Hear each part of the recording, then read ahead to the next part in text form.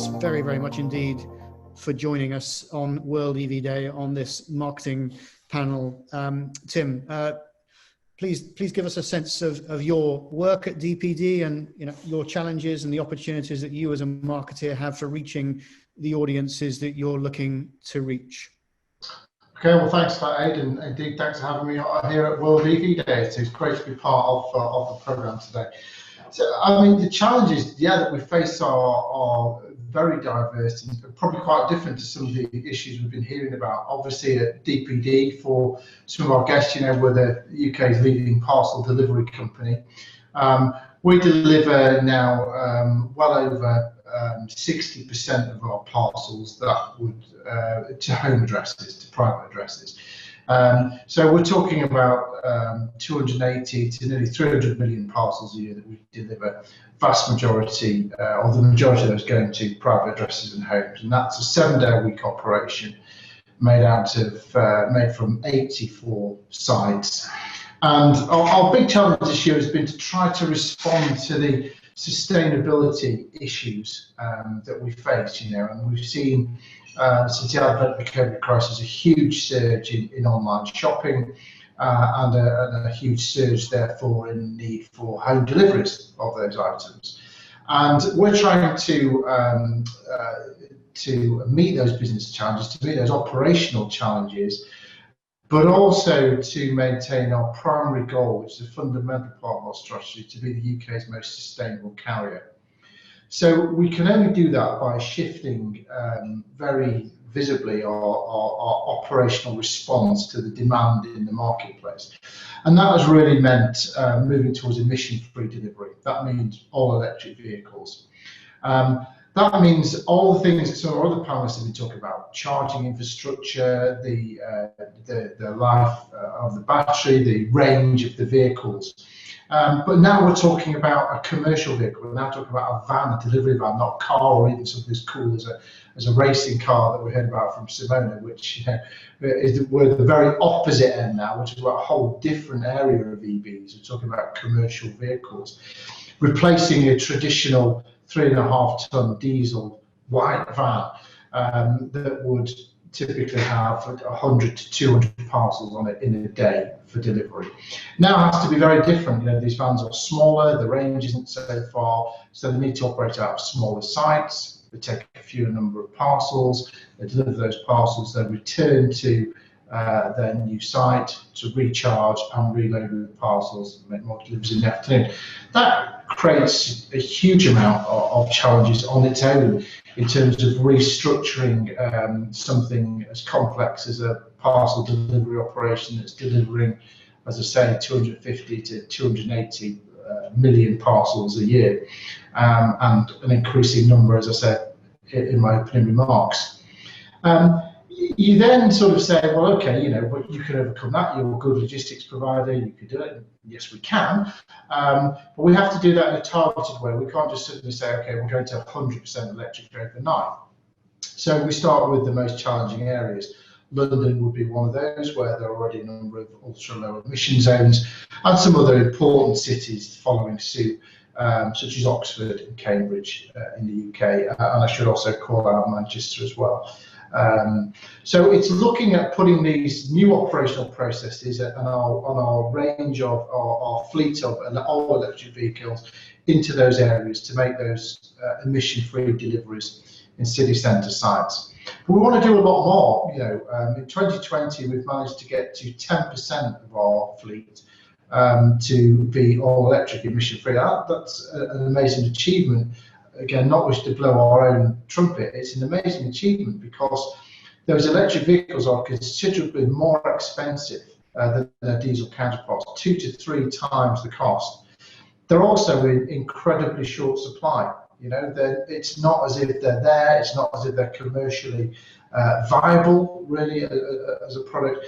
It's not as if there's lots of manufacturers competing and offering us lots of different vans. So the challenges, even to get to 10%, have been immense, Aid.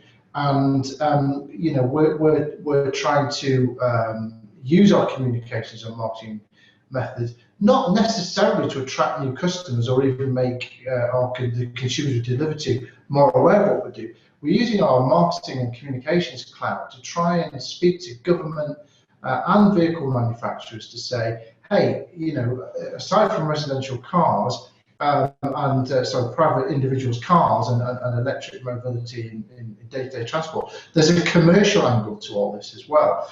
And perhaps that's getting increasingly important now. We need government to make it easier for manufacturers to bring these new vehicles to the market. We need manufacturers to make a more diverse range and a more affordable range. And we need those things quickly if we're going to meet the challenges that we face.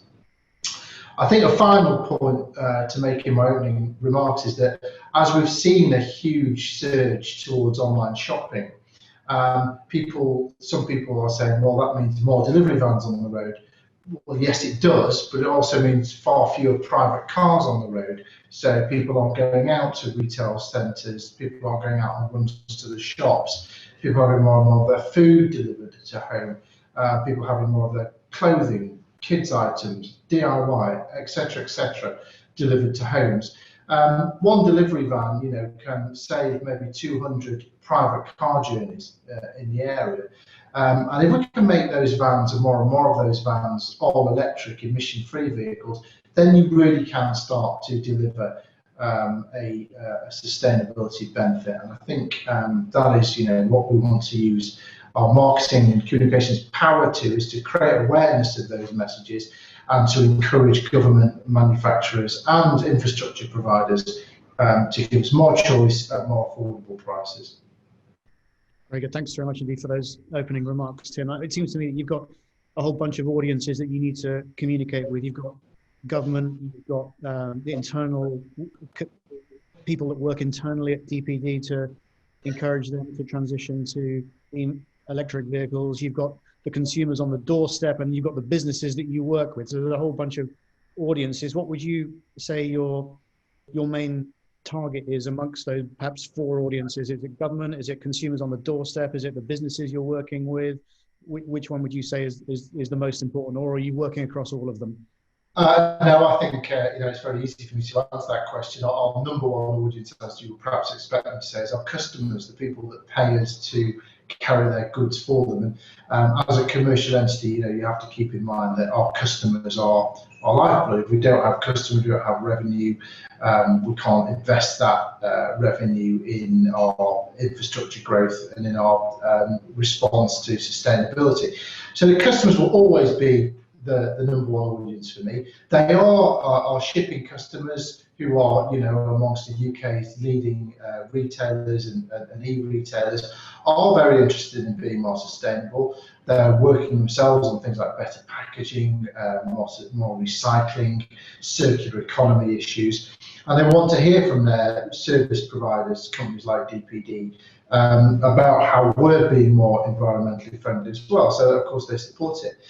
Our second audience then really is to their customers, the consumers that we deliver to. We want them to know, for example, that we're coming to them on emission-free electric delivery. So we've taken the time to invest in the technology. DPD have built its reputation on giving great information to the parcel receivers. So we were the first company to say, we'll be delivering to you in 1 hour. You can track your driver to your door down to a 15-minute time slot. We were the first company to say, oh, by the way, your driver's called Peter and he's a West Ham fan.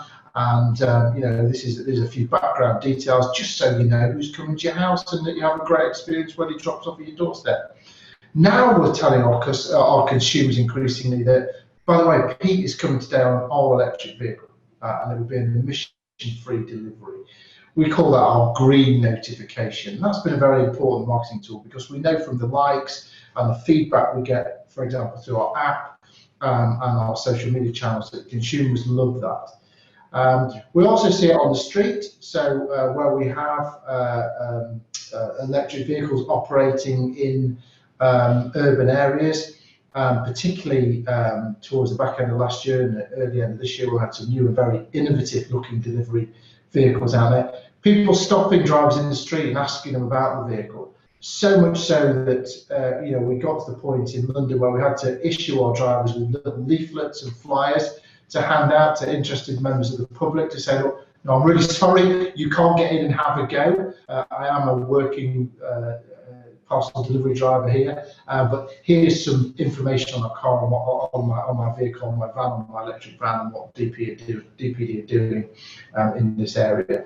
But of course, as I said earlier, once we've addressed those audiences, we do have some new audiences for us.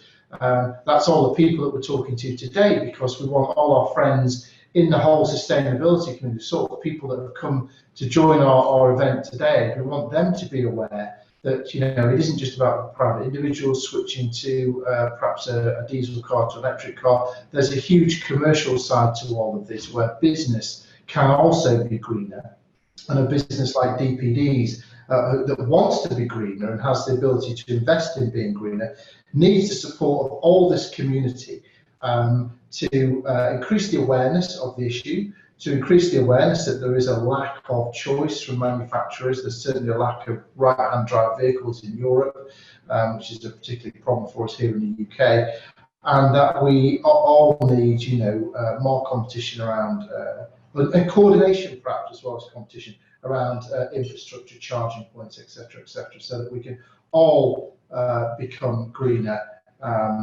Both the man in the street and the woman in the street driving their private car, but also business users out and about, for example, making parcel collections and deliveries. So multiple audiences, Aid.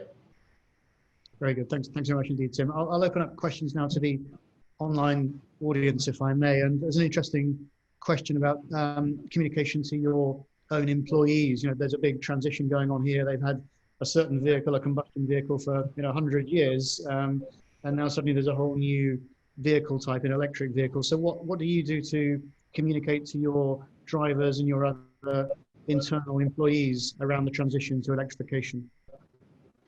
Well, we have a large internal communications function in the company. As you expect, we're a company of 15,000 people and growing by another 3,000 people joining us at the end of the year. So induction, communication, ongoing engagement is a very important area for us. And with the drivers, they are very interested in the type of vehicles that come in. We have a number of people that drive for us as employees, and a number of people who are franchised drivers who work out and about collecting and delivering parcels on the street, on the high street, and door to door into the sort of residential addresses that I talked about earlier on. Now, lots of those drivers would elect to provide their own van. It's obviously delivered in DPD, but to operate their own franchise, they would often buy their own van. And it didn't take long at all for us to say to people, we can provide an electric vehicle, but it is going to cost more. So we funded that to a number of franchise drivers who expressed an interest. Otherwise, it just would have been, frankly, unaffordable to them. But in terms of getting the message to them and offering them the electric vehicle passage, that was very quick, and people saw the benefit of it straight away. I think your own social media assets will show we've canvassed a few of our drivers who are very quick to say, yes, I've got an electric vehicle. As I add more routes to my franchise, I will get more electric vehicles. But it's, again, as I said earlier on, we would like more of our own electric vehicles as well. We would like to expand our fleet from the current number of 700 to many, many more. But if the availability isn't there and the prices don't become more comparable with the alternative fuel vehicles, then it's going to be difficult to keep the rate of change as quick as we can. The problem isn't communicating with the drivers or the drivers adapting. Drivers adapt very quickly. The drivers adapted in COVID, for example, almost immediately from making the traditional delivery that we've had for many years, getting a signature for a parcel, to introducing a contact-free delivery process. Drivers can adapt very quickly. The drivers can adapt very quickly to the new types of vehicles. They're not at all sentimental or nostalgic about the diesel engine. They prefer the electric vehicles. They're quieter, they're nicer to drive. And also, as they get more advanced with longer, what we call stem mileages, or battery life, they're getting increasingly popular. the issues are, as I've said, around availability and affordability, and that's really the message that we've got for everybody here today, and for the manufacturers and the people involved in the provision of these vehicles. Very good. Another question has come in, something you touched on earlier, saying, have you noticed a positive response from customers on the doorstep to seeing DPD delivered electric vans delivering their parcels? Yeah, no, absolutely. We see that coming through all the time, whether it's messages posted on our website or social media assets, or just the drivers, being asked to stand by their photograph, or people take a picture of it and post it on Facebook, all sorts of things. As I mentioned earlier on, when we opened our first sort of micro delivery site in the city of Westminster, and we operated our Paxter vehicle. And for those of you who haven't seen the Paxter vehicle, it kind of looks like a cross between a delivery van and a golf buggy, very space age type vehicle. And this was literally how people stopping our drivers in the street to ask about the vehicle and to understand where it came from. And we're equally with the cargo bikes that we operate in London and other city centres. That does attract a lot of interest at the doorstep for sure, but also while they're in transit between door-to-door deliveries, people will just stop or pull up alongside the lights and ask questions. So we see that all the time. There's definitely a lot of interest in the electrification.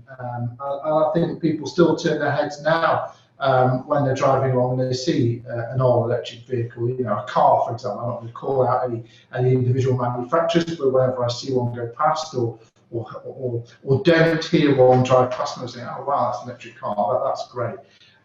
Some nice looking vehicles. Don't make the noise that diesel and petrol make as well. And that's exactly the same when it comes to parcel delivery. It's a standout occasion still when an electric vehicle arrives on your driveway or your doorstep as opposed to a diesel.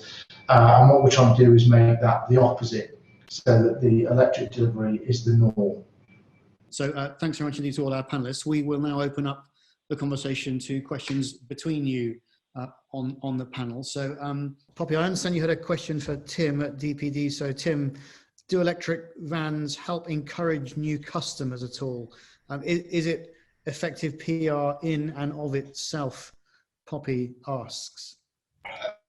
Yes, but and I'll pick up with further questions that come in from members of the audience as well about is it economically viable, or are vehicles really 2 to 3 times the cost, and is it about availability or affordability? I think to answer both sets of questions, first of all, I would say yes, customers like it, but customers fundamentally are paying us to deliver parcels. Okay, that's product that they've sold. What I think we all have to keep in mind here is, that in the world that DPD operates in, it's a highly competitive commercial business. So while we would, love to wave a wand and make everything green, and all the consumers we deliver to, yes, would love it, and all the customers that we deliver on behalf of would love it as well. When you flip the coin around, in the harsh reality of the commercial world, you have to be able to do that profitably, but you have to be able to do it cost effectively on behalf of your customers. And at the moment, there is no ducking the issue from our point of view. There is not the availability or the affordability of these vehicles commercially. They are, at the very least, twice what we would pay for a diesel vehicle. And as those vehicles get bigger, that can rise up to 3 times the cost.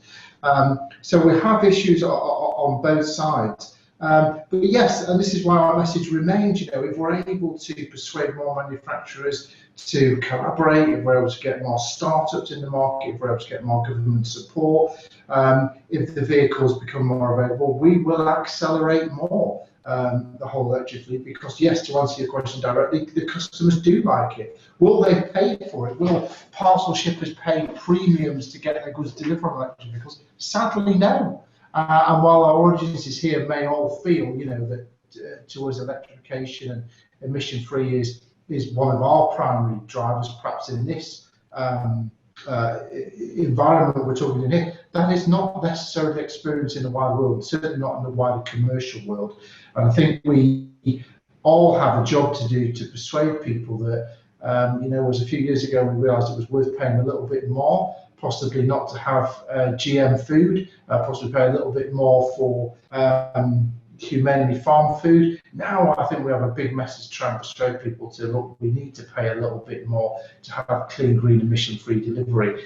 But maybe we can supersede that message if we all pull together and those electric vehicles become more affordable and more available, and we'll be able to adopt them quicker. As I say, to come back to, at the end of the day, yes, of course, everybody wants it. The consumers want it and the customers want it, but it has to be, to use that old expression, economically, or really I should say commercially viable, not just for DPD, but for the customers that pay us to ship their goods for them. I think we can assume there then, Tim, that there's still a lot of work for us all to do in the marketing communications world to bring out there. Yeah, there absolutely is. And we are, as I would say again, extremely proud to have reached the 10% of our fleet figure. And, that may not seem like a huge number to a lot of people, but it makes us, it certainly gives us the largest percentage of green vehicles in the UK for a parcel delivery fleet.